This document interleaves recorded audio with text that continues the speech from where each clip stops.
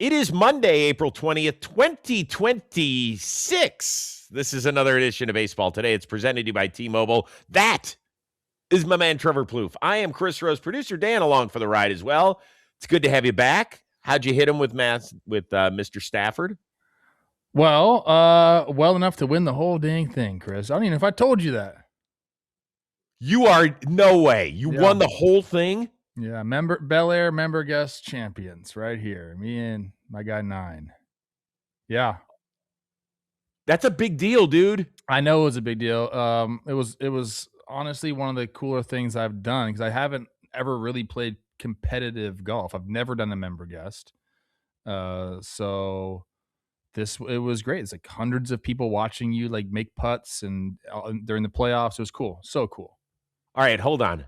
How nervous were you with hundreds of people watching you putt, although you are a great athlete and a really good golfer? That's different than your customary jungle of being in a baseball diamond. How did it compare? Well, Matthew said too, because I'm more comfortable with 70,000 people screaming at me than I am right now. I honestly loved it. Whenever the pressure was on, it was like I was like, this is cool. Like I haven't felt that in a long time. Sometimes you get it in the warehouse a little bit, but this was different. But I drained some putts, made a couple good shots, but it was so fun, man. We got the trophy. Okay, hold on. I got to ask this too. For people who don't know about Bel Air is as hoity-toity as it gets in the Los Angeles area, and that's saying something. Is there a prize purse? There was. It wasn't like a massive one. We gave it to our caddy Geraldo. Shout out Geraldo. Yes, Geraldo From El Salvador. He got 2 gunshot wounds from being in the El Salvadorian army. Yeah. Oh my God. Yeah, it was. Dude, we were a great team. Great way. I'm so proud of you guys. That is freaking awesome. It was cool. I appreciate it. God, life's going good for him, isn't it? Stafford guy. Freaking making a gazillion million dollars a year, MVP, Super Bowl champion, future Hall of Famer, and now Bel Air member guest. Also coaching. He just started coaching. Well, my daughter too, but his daughter is on a flag football team out there calling plays. It was hilarious. I love that. We got a lot to get to. We haven't been together since Thursday. We all had an amazing baseball weekend, and we start with a tip of the cap for kind of a family member around here at John Boy Media, Austin Hedges. Hedgie got engaged on Sunday to his now fiancée, the lovely Lexi. Right after the Guardians topped the Baltimore Orioles, he goes out there while they're cleaning up the grounds crews on the field, and he proposes to her, gets down on knee. Really, Hedge? Do you think he was like, this has always been my favorite place in the world? Because it looks like he's at home plate, right? Yeah. Yes. And then you think he said, but you make me happier. Oh. I love love, Chris. You know that. You do. I love love. So this makes me very happy. Shout out to the soon-to-be Hedges. Yeah, that's cool. Are we going to the wedding? Well, it's very early. It's very early in the process, but maybe. Now, he is the most recent guest on Dugout Discussions, but we recorded this before he made the proposal, so we don't have that to discuss, but I'm sure we will at some point. Dan, throw the photo up one more time of him proposing. Don't sleep on the jacket that she's wearing. Hedges, 27, and pictures of him playing baseball. That's love right there. That's love. It's great. I'm really, really happy for both of them. Really happy. I mean, that's great. Oh, yes. That's great. She won't have to say much in the relationship. I can tell you that. Check out the latest episode of Dugout Discussions. He's great. And you won't believe what his baseball family got him when he got to his 10-year Major League anniversary. It's unlike anything I've seen before. Okay. Check it out. What's the opposite of love? That would be hate. Hate, yeah. Mets fans hate what's going on with their team. Poor Jolly Olive. Somebody check on him in the office. New York's dropped 11 straight. That's their longest losing streak in 22 years. Even when things are seemingly going well, they're really not. They had a 1-0 lead on Sunday going into the 9th at Wrigley. Devin Williams couldn't hold it. They end up losing in extras. The one thing that Carlos Mendoza has not lost, apparently, is the clubhouse. What can you say about the job It's absolutely on us. He doesn't swing a bat, and he doesn't throw a baseball, We've been in a lot of these games. It's been close. I mean, him or somebody else is not affecting that. You know what I mean? If we're not getting the job done, somebody else isn't going to just magically flip a switch and we're going to get it done, you know? He's putting guys in good positions. We're not performing. I love that from Devin Williams. He's taking it for his manager. That's awesome. But at some point, do you think this will come down to the manager staying or going, and we got to blame somebody? If it continues this way, Chris, sure, like they just will do it just to shake things up. If they kind of get back to their winning ways, it's really weird, like during the year, especially early on in the year, to fire your manager. And I agree with Devin Williams. I mean, there's only, I say this all the time, there's only so much a manager can do. Do I see it happening if they continue down this path? And let's just say let's look at the record right now. What are they? 7-15. 7-15. So through 22 games, they're almost 10 games under 5. If they finish the month off poorly, let's just say they continue to go more games under 500, I could see it happening. I agree with Devin. I don't know what will change though if they do that. So 7-15 start ties for the third worst 22-game start in franchise history, tied the 1983 team. That was the year before they started going like a magical run. Doc Gooden comes up, Straw hits his prime, the whole bit. Only the 5-17 starts of the 62 Mets, hello, welcome to Major League Baseball, and the 64 Mets are worse. They have scored 19 runs in the 11 losses. That's virtually unheard. That you have to try to be that bad. Yeah, what's Mendoza? I mean, what can he do about that? It's not that, Trevor, and I agree with you. Here's the problem. It's not just about 2026. It's about the way the 2025 season got away from this team. Sure. An 8-game losing streak in September. The Cincinnati Reds end up leapfrogging them on the final day of the season and making the wild card with a measly 83 wins. So it's not just what's happening right now over the last 2 weeks. It's what transpired then. It's the fact that Mendoza is a lame duck manager. It's the fact that Steve Cohen is like, this is year 6 of my ownership. We're supposed to be the East Coast version of the Dodgers, and we freaking can't even compete with the Washington Nationals. That's the problem. Yeah, I mean, so yeah, he can be a problem, but like he's not the only problem here. And if you solve that, it still is not going to change the way this team is constructed right now, which like they don't look good defensively. They got guys kind of all over the place. Brett Beatty at first base, not looking great. If you go around the infield, I just talked to Jake about this. Go look at what Beatty's OPS is, and you can switch him and Vientos if you want. Sub 600 OPS. Marcus Semien, sub 600. Francisco Lindor, sub 600. Bo Bichette, sub 600. Like the guys aren't getting the job done, man. Soto being on the IL does not help at all. But the guys they've brought in, the changes they've made, haven't. And add like salt to the wound. Michael Conforto with the big hit against them, and you're seeing these other guys go off and have success. Everything has gone wrong for the Mets. I mean, Senga had 2 nice starts to start the year. Last 2 have been bad. Freddie Peralta hasn't been the savior that they need him to be. McLean's looked great. Clay Holmes has looked great. The bullpen hasn't. Like, it's just there's a little bit of everything going on right there. That again, even if you say, yeah, Mendoza is part of the problem, he's just a very small part of the problem. I know, but the perception is that if they don't make that move, because you can't get rid of these multi-million-dollar contracts. I mean, he has been known to eat stuff, but that's not going to happen right now. It's not going to happen. He is one of 3 lame duck managers. The only guys who don't have guaranteed dollars on their deal, and I'm just talking out of the 30 major league managers next year, are Torey Lovello, who seems that he's got a stranglehold on that job as long as he wants for the most part, and they're off to a good start. And Kurt Suzuki, who got that really weird 1-year deal with the Angels, something we had really never seen before. And this is it. This is a big boy job here. You've got a guy that paid almost $2.5 billion for your team, And yeah, they crescendoed a couple of years ago when they made it to Game 6 of the NLCS. But since then, what have they done? I'll be honest with you. If I'm David Stearns, that's who I'd be shaking in his shoes. If I had one of the two roles, that's the one I'd be worried about. I mean, absolutely. Like, none of this stuff has worked. None of this stuff has worked at all. I mentioned some of those guys sub 600 OPSs. They're all like at 600.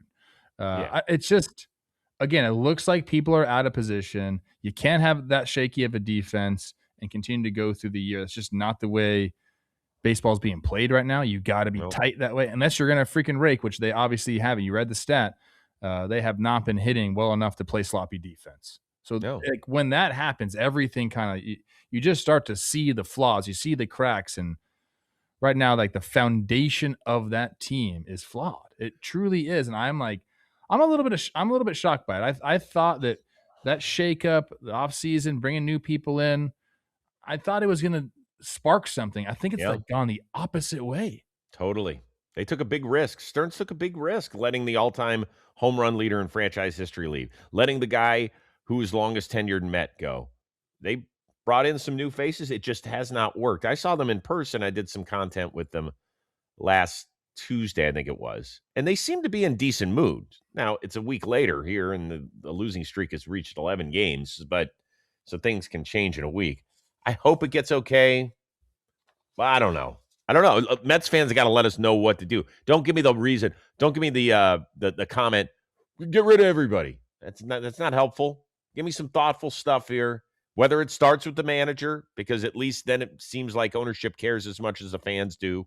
Whether it's the right move or not, I don't know. And one other thing, Francisco Lindor did come out and say on Sunday after another loss, let's not put this all on Juan Soto when he comes back. That's not fair to do, but it will make a difference. I mean, yeah, Juan Soto wants all that on him. He probably does. Yeah, he wants to be the savior. Yeah, and he's good enough to be, I think. Today's episode of Baseball Today is sponsored by Joy Mode. Endurance athletes, they don't talk about this, but heavy training can quietly impact sexual performance. Long cardio, high cortisol, poor sleep, all hit the same systems that control blood flow and hormones. When circulation drops, performance drops. Now, Joy Mode was created because Big Pharma was pushing too many men to prescriptions they simply didn't need, and most guys didn't know there was a natural solution. Joy Mode supports nitric oxide production, which can naturally help improve circulation. There's no forcing, there's no overrides. In fact, 83% of men taking Joy Mode daily noticed a boost in sexual performance, and 73% of men using the product noticed a positive effect with no prior ED symptoms.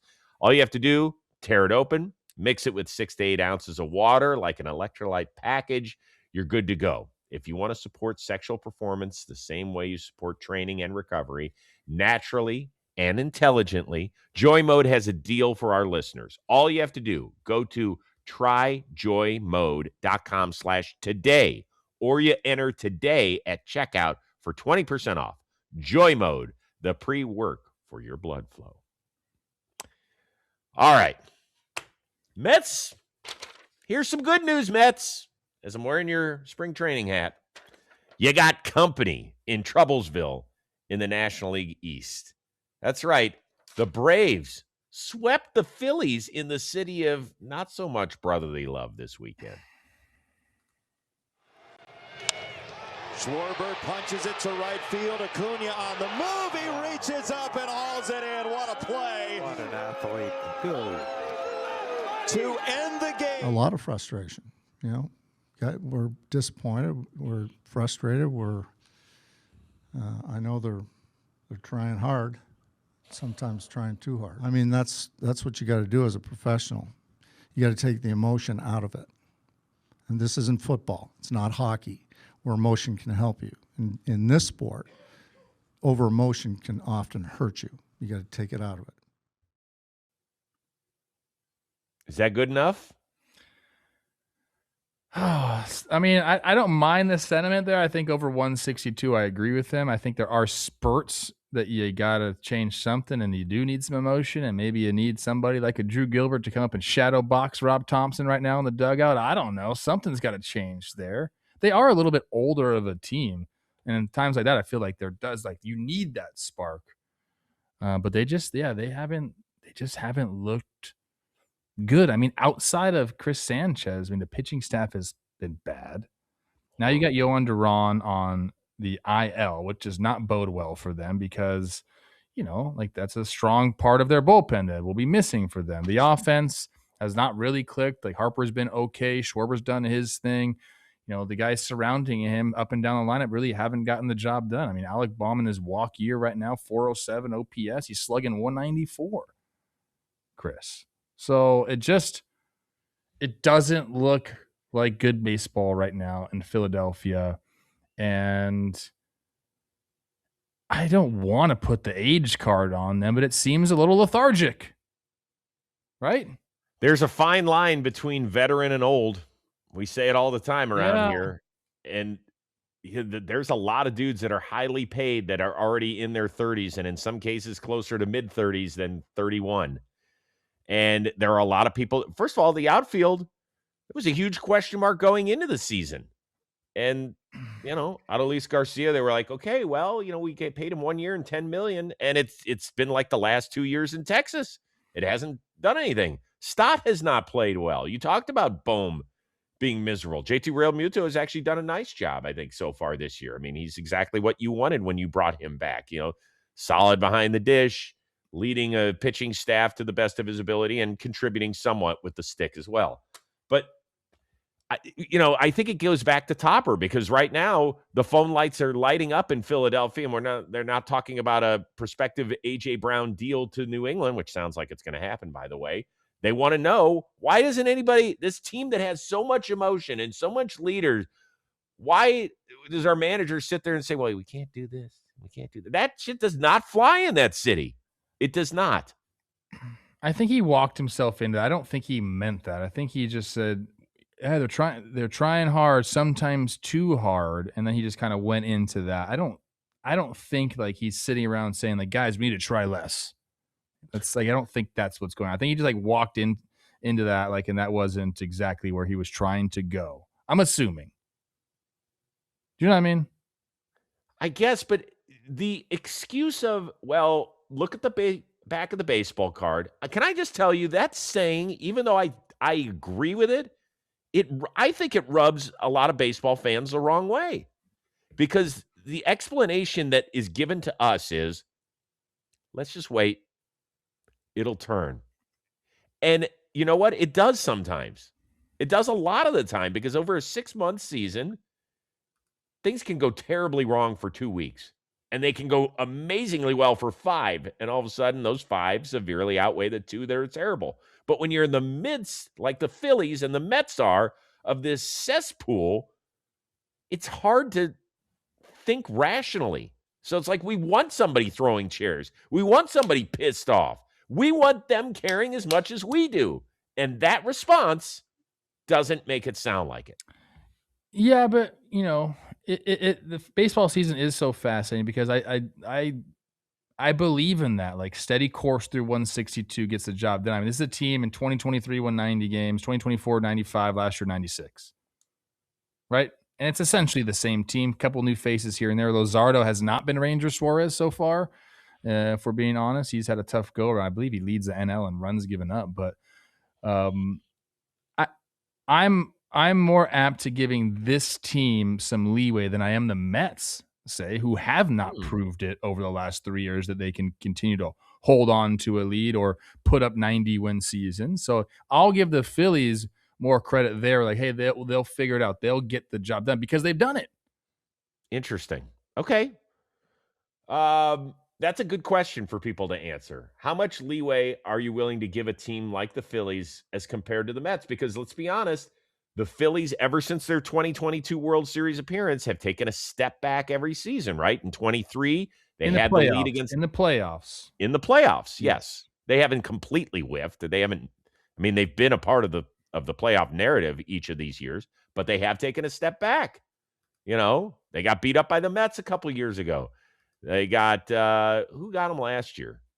The Dodgers got them. right? Here's Yeah, the Mets' last 3 seasons, Chris. They won 101 and 22. Great. Last 3 seasons, 75 and 87, 89 and 73, then 83 and 7. Those are completely different ballparks than what totally. Philly's doing. And I know it's a new roster, but it sure seems like kind of like same old, same old. Yeah.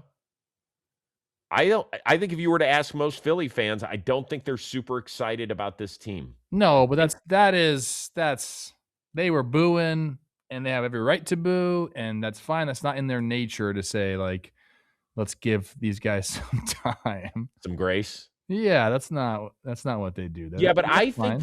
I think Philly fans are worried about the construction of this roster. It's looking like a Dave Dombrowski roster. It is. And that's a thin margin of error, it feels Yeah. like, even with this many high-priced guys as they've got. I don't know, maybe we're reading it wrong. You can leave that in the comments section, but I agree with you. You know, Dombrowski, that is kind of his thing. He'll come in, he'll stir it up, he'll get rid of every prospect basically you have because we are gunning for it now. We are stepping on the accelerator, and then when he leaves town, everybody's like, it's gonna take a few years to build this thing back up, huh? It's true. I like it. Yeah, because you You want got to your win team to one. be If you win one, it makes it all worth it. Well, he hasn't. I know he hasn't. He hasn't. Okay. By the way, are they real quickly? Just let's name some teams because there's a bunch of teams that are up for this award. Most disappointing through the first 3+ weeks. Are the Phillies and the Mets Mets are number 1. 1 and 2? Mets 1. Phillies, where they're at right now, I'll give them 2. And then you got to go like Astros right behind them. Oh, I don't think so. And then I think- also the Giants. But those 2 teams have kind of, I mean, I don't know. Like, I feel like the Giants have just been a mediocre team over the last 3 or 4 years. So I didn't have high expectations for them. I had higher expectations for Houston coming in. Now their pitching is just completely blown up. Yeah. But yeah, they're also underperforming big time. I would go ahead of the Phillies, Kansas City. Oh yeah, Kansas City tough. Yeah. I would go Seattle. I think they've really struggled. Boston has been horrific. Yeah, and a lot we're of them. watching the Patriots Day game right now as we're taping. Sonny Gray just left in the 3rd with a possible injury. So we might have news on Tuesday's show with that. Toronto, same thing. There's just Yeah. a lot of underperforming teams. A lot of teams that we had ranked high coming into the season at the bottom of each division. Yeah. And right, it's 22, 23-ish games. So we get that. We understand that. None of us have to say it's early, but man, it's alarming how many good teams have gotten off to sluggish starts. Really interesting stuff. Fascinating, as I like to say. Speaking of which, let's get to one of those. The defending American League champs. Well, they did put up an 8th spot in the first inning to salvage something for their series in Arizona. But the Blue Jays do have some issues. We've talked about the injuries ad nauseum on this show, and now that includes their closer, Jeff Hoffman. 3-1.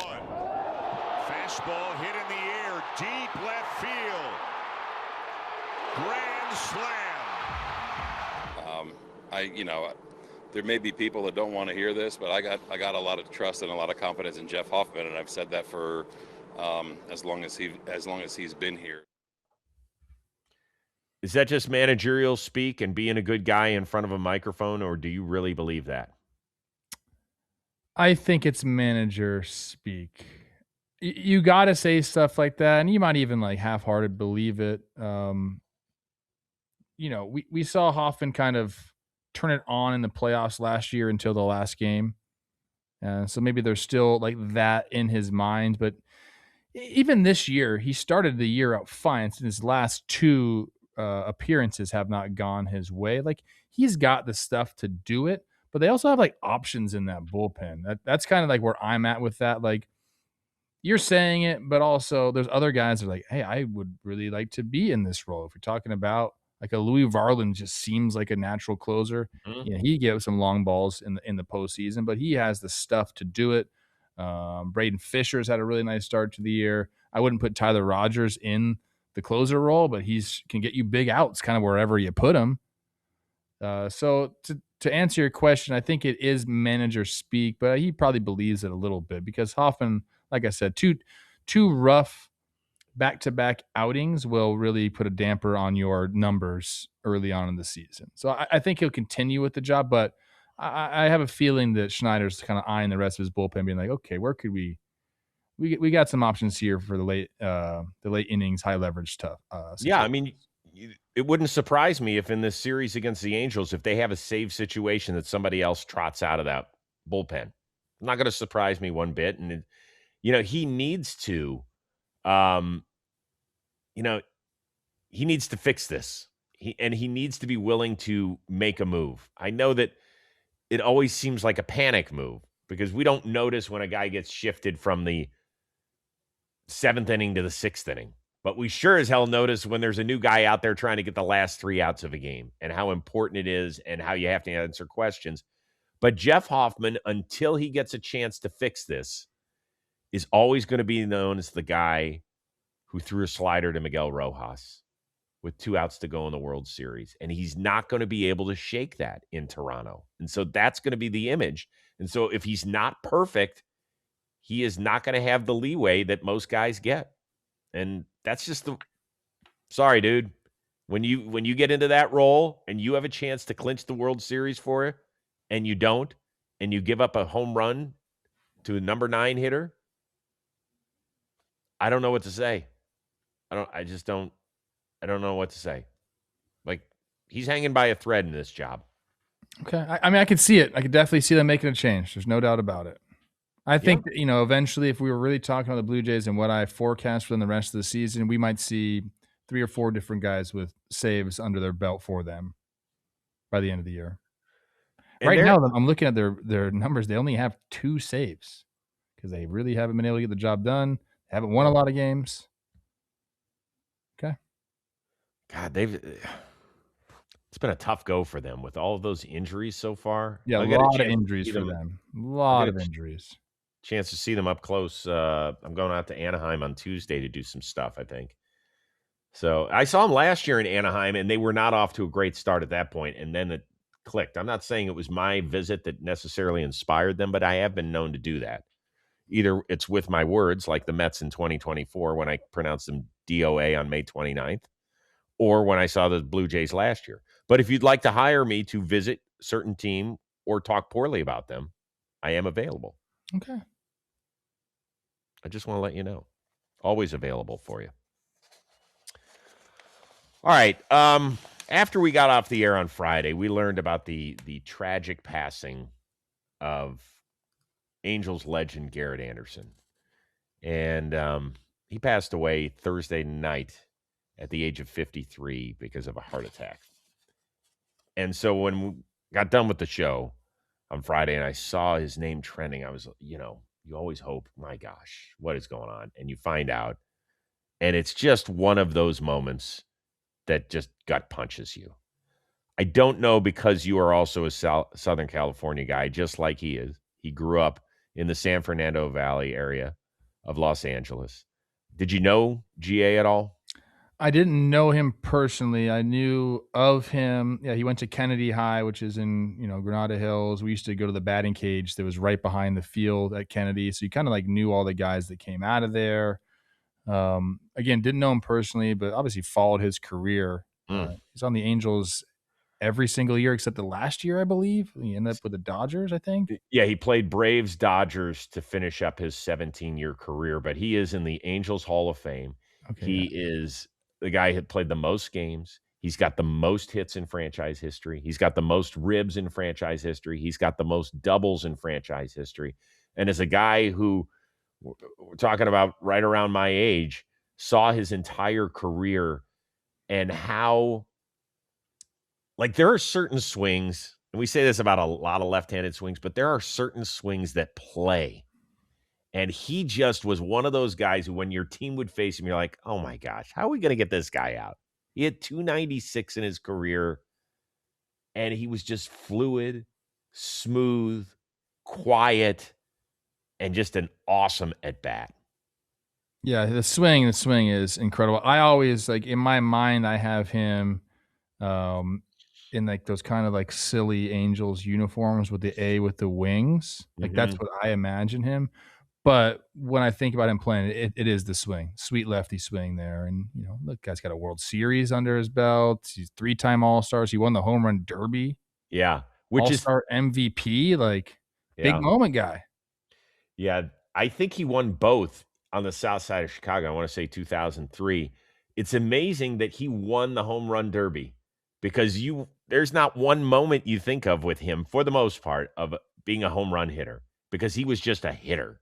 Yeah. And I feel for him. I talked to him a couple of times, really didn't know him very well, but I always rooted for him because Michelle went to the same high school that he went to. Her sister, who introduced us, was in his class. Didn't know him. It's one Michelle of went these to schools. Kennedy High? Yeah. I thought she was from Reno. No, she's from Los Angeles, bro. What? Yeah. You guys just met there? Yeah, we met in Reno. That's there you what go. I always, that's the picture basically right there that I envision him. Yeah. I know I love Michelle for plenty of reasons, but she's a Valley girl. Yeah, totally, dude. That's it. It's just sad, man. It stinks when we lose good people, and the Angels family is obviously hurting. He was around as a broadcaster post-career. Everybody just spoke glowingly about him. I loved listening to the tributes. Obviously, it's terribly sad as to why we had to listen to them, but to listen to the tributes from the likes of Tim Salmon and obviously Mark Gubiza, who knew him an awfully long time as well. Guys who had just been around the organization with him one way or another. It stinks, but we wanted to pay our respects and at least let Angels fans know that we're thinking of you and really a great representative for this sport and tremendous, tremendous player. So, Garret Anderson, thinking of you and your family and your friends and the impact, obviously, you had here throughout your journey. We do continue on. I wanted to let you know that today's episode of Baseball Today, it is sponsored by Amazon. When life throws you a curveball, Amazon's everyday low prices on essentials helps you save the day. Amazon has everything you need whenever you need it. From planned purchases to unexpected moments, they got everything in one place. It'll save you time and money so you can focus on what matters most. For me, what matters most, having as much time as possible each week to catch all of my favorite MLB action. From tech to clothing, daily needs, anything else you need to prepare for the start of the season as we're a few weeks in, Amazon has everything you need all in one convenient place and can deliver to you anytime, anywhere. So whether it's routine shopping or handling life's curveballs, shop Amazon, save on the essentials, save the everyday. And by the way, if you got Amazon, get Prime. If you got Prime, watch American Gladiators. I told you about it on Friday's show. As of the taping of the show, we were up to number 4 on the list. We went from 8 to 6 to 4. Got to catch the first 3 episodes. They're out. Next 3 drop on Friday. 4 more after that. You going to watch with Teddy? It's perfect for Teddy. 100%. We're watching tonight. I told you we finished the dinosaur documentary. Now on to American Gladiators with you. Love that. Thank you for your support. And thanks to everybody who watched it. You can throw it in the comments what you thought about it. You can give a review. You're not going to hurt my feelings.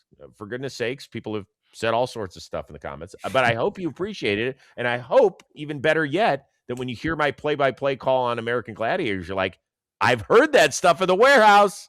I love it. And then they're probably like, did you talk as much shit to the American Gladiators as you do to Trevor Plouffe and Dan Rourke? Absolutely not. I'm not a moron. No. I'm not a moron. Oh, man. I mean, I would lose fights to Trevor Plouffe and Dan Rourke. I would lose my head to an American Gladiator.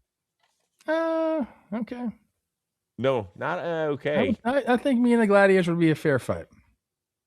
Dan Rourke, I think you'd beat up still. He's young. You think I'd beat Dan Rourke up? Yeah, you'd put yourself in an advantageous position. Dan would just see red go at you. I think you just get him in a chokehold real quick. No. Leave a comment. That's what I would do to Dan. I've never felt like fighting Dan Rourke in my life. Me neither. I love Dan. I do too. Too much love for Dan. Now, he does get a little annoying when he talks about the Yankees, but we've got good reason to talk about them a little bit, thanks to Big Ben. That one is driven deep to right field. See ya! Another home run from Ben Rice. His 8th of the year. And the Yankees lead 4-0. Sweep the Royals. 4 straight games with a homer for the left-handed hitter. Has he officially become the second most important Yankees everyday player behind Aaron Judge? Yeah, probably. I mean, Belly's up there too. I like what Cody can do on the field, but Ben Rice is he's proven a lot of people right. How about that? Because the Yankees have said some things about him, have believed in him. You know, they talked about last year, like probably should have had a better year statistically with some of the underlying metrics. If you go look at his Savant page right now, it's a beautiful, beautiful thing. I told Jake this. I was watching on Friday when they were facing Waka, and Waka strikes him out on a changeup early on in the game. Just makes him look kind of foolish, which Waka can do to people. And then later on in the game, he gets that same pitch, but he stays on it, hits it for a homer. I mean, that is, to make an adjustment in game like that is really telling of, or indicative of, a good to great hitter. And I think Ben Rice is either like turning into one or already has turned into one, because he seemingly, Chris, just gets the barrel on every single baseball. And the numbers support that. 97 percentile on barrel percentage. He hits the ball hard. He hits the ball hard frequently. He does everything right. He does not chase. He takes his walks. He's become, the guy that they need to lengthen that lineup 100%. And he ups the team grade point average as an Ivy leaguer. Yeah. You always need those smart guys Dartmouth around. would you rank Dartmouth like this on the Ivy League? I'm not sure. Like, what's number 1? Well, now you're nitpicking. Harvard, right? Harvard and Yale. Harvard, Yale. Princeton. Where's Brown rank on all this? Brown's, look, there's only 8 of them. Where's Columbia rank on this? Yeah. Don't forget about Penn or Penn, Cornell. I feel like is a good business school. That's what I've heard. Penn's a great Wharton. Are you kidding me? Yeah. Elon Musk went to Penn. So that's a little talking Ivy League right there. Yeah. Let's get back to Ben Rice. So 3 of his 8 homers this year against lefties. And I was like, wow, is that an inordinate number? How did he do last year? 7 of his 26 were. He had a 752 OPS against lefties. To me, that's great. That's great. Those aren't like Bellinger splits where he was just incredible against lefties and righties. What was that, a couple of years ago? Maybe it was last year. But you understand my point here, which is when you aren't deficient against tough left-handed pitching, that means you have arrived. You have arrived. And with that short porch in right field, that is critical. With all that being said, I still think when we get to October, Giancarlo Stanton is going to be the second most important player in that lineup behind Judge. He just can change a series. We've seen it before. And as long as he's healthy, there's nobody that's going to want to face that monster, man. He's different in October. Don't you think? Yeah, I mean, in October where you need to hit homers to win games, like he's obviously there. There's something about Ben Rice, like in the leadoff, like Bellinger backing up Judge is like huge to me too. Like there's a lot of important people, but I think if we're saying he's the second best hitter on the team. Yeah. I don't think that's a question. No, that 100%. But that's not the question. The question is the second most important. I think maybe during the regular season I would say that. But when we get to October, I think that Stanton's going to end up being it. I mean, I guess it just depends on like the lineup and which way they go. I think like the guys hitting behind Judge are going to be the most important players. Dan, has that, like, what has the lineup been like typically with them? Yeah. Okay, Yesterday was the first time that Ben Rice that. led off this season. So it's been Grisham, and he has not gotten off to a good start. So people hitting behind Judge, the guys hitting behind him, those are the most important people in the lineup. yeah, that's fair. I think that's probably pretty fair. All right, let's continue on with some odds and ends from the weekend. Chandler Simpson, the slide the other day on Connor Griffin, came out. He said it wasn't intentional. There was no intent at all. It just ended up being ugly. Any problem with the slide? No, that's all on Connor Griffin right there. There's no reason for him to go where he went. Yeah, where the hell was he going? He had a dude? completely open lane right in front of the base. He just needed to plant and go. And I'm not really sure what happened there. Like his momentum just took him. I mean, he is a good, I don't know, like 6 feet from the base right there. Easily. Chandler Simpson gave himself up. Right. In a wet, and that's a wet field. So like he can't, like he couldn't stop himself. Like he tried to. Yeah. I have no problem with that slide whatsoever. By the way, they called a double play on which is ridiculous. Yeah, I'm out on that. That was a Connor Griffin error of judgment, I guess. That was a boo-boo. That was a physical/mental error. There's nothing. And for all you morons that were out there saying Chandler Simpson better wear it, better wear what? Yeah. What are you talking about? He was giving himself up. I mean, come on. Connor Griffin made a mistake. He's 19. He's about to turn 20 at the end of this week. It's okay. He's going to make mistakes. He's fortunate because I have seen it where guys get hit in the legs and things go terribly wrong. Oh, yeah. I think he's fortunate. Yeah. That's what I would say right there. All right. How about Murakami? Can we get to him and his blast over the weekend? Dan, let's get that one up, please. That's not it. That is not Murakami. We'll get to that in a second. Do you have Murakami? Okay. 3, 2. Oh my! Murakami unloads. This one is long gone. Second time this year, he's had a stretch where he's had homers in 3 straight games. He's got 8 on the year. Has he quickly become one of your favorite power sources in the sport?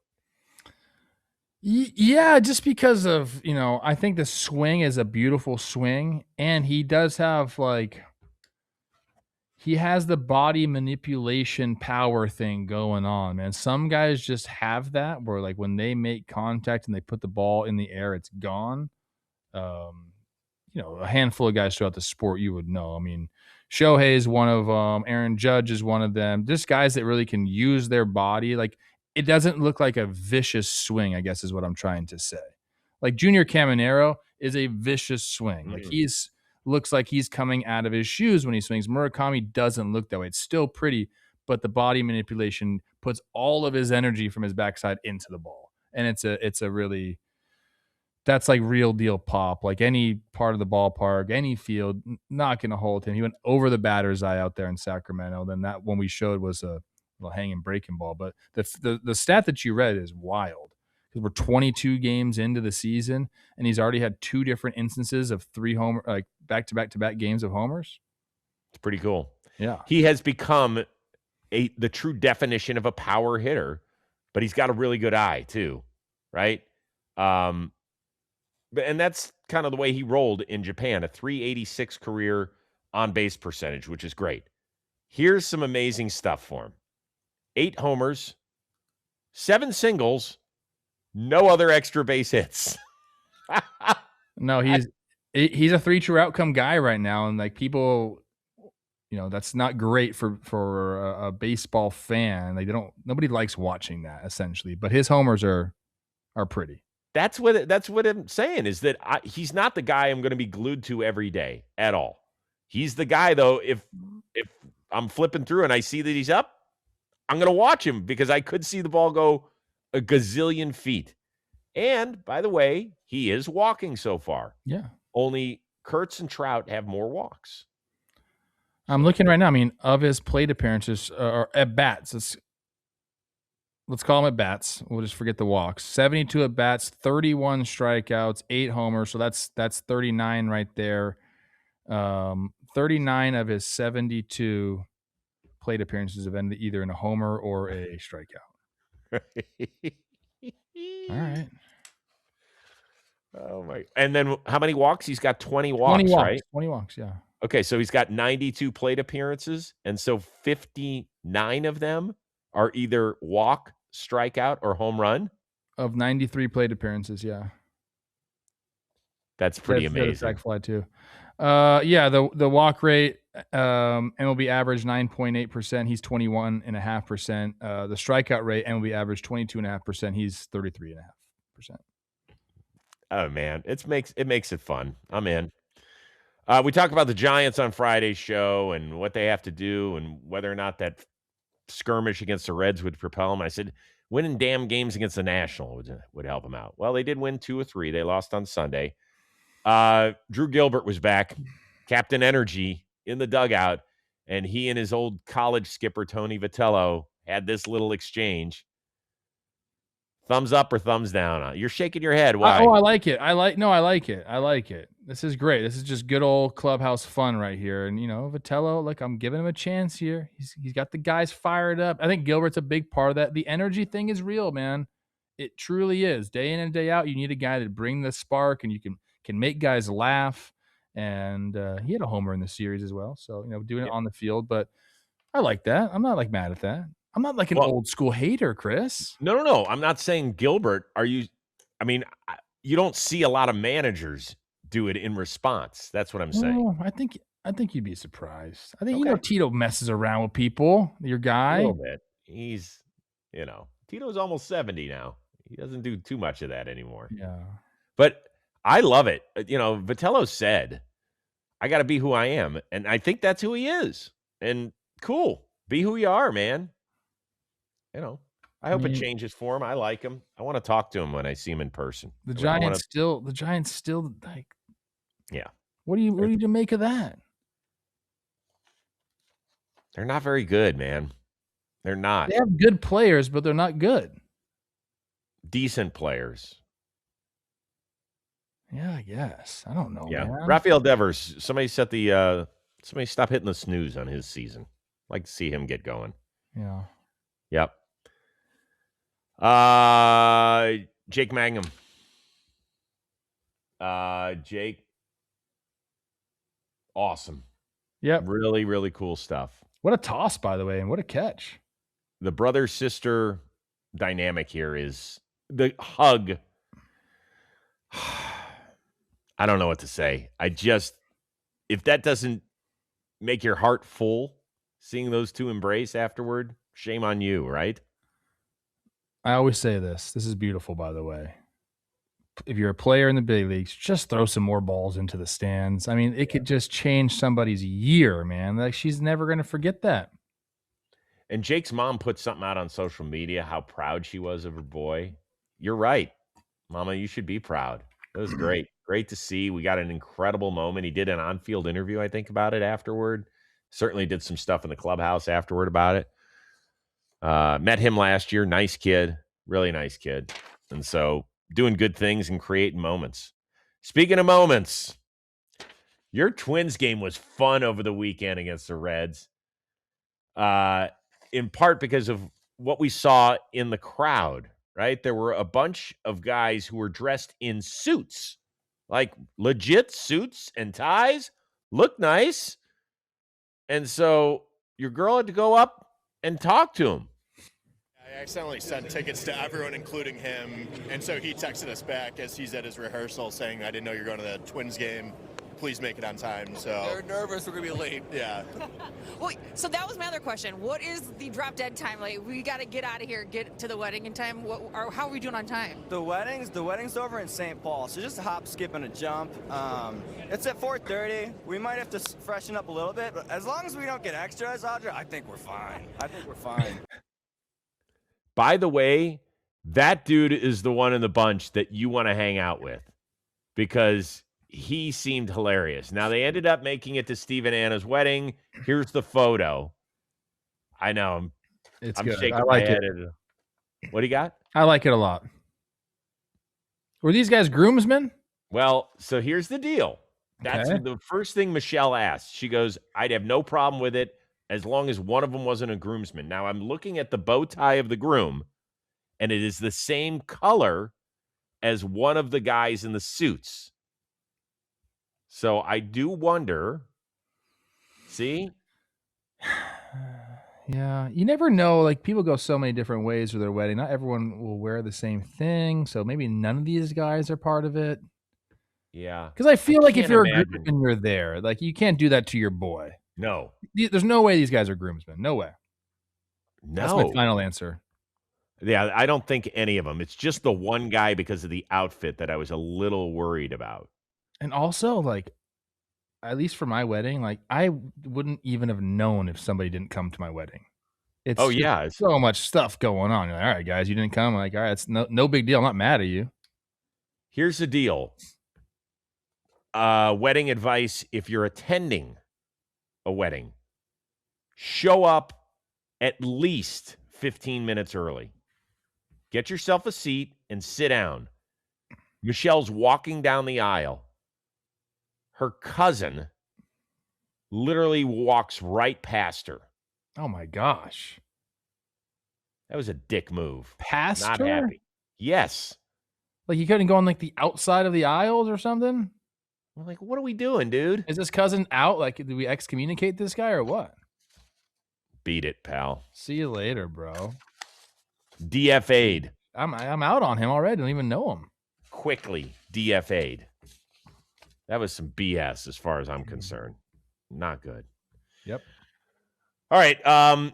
Big announcement for us tomorrow on this show. We're very excited about it. Make sure you tune in. We can't wait to share the news with you. It's all good. And we think it'll be good for you too. Mm-hmm. It's not just good for us or good for the show. That's not why we do things. We do things because we want them to be good for everybody. Built a fun community. All right. We'll be back at it again on Tuesday. We can't wait for our one-of-a-kind producer, Dan Rourke, the uber-talented and now member guest champion of Bel Air, Trevor Plouffe. I am Chris Rose. We will see you Tuesday here on Baseball Today, presented to you by T-Mobile.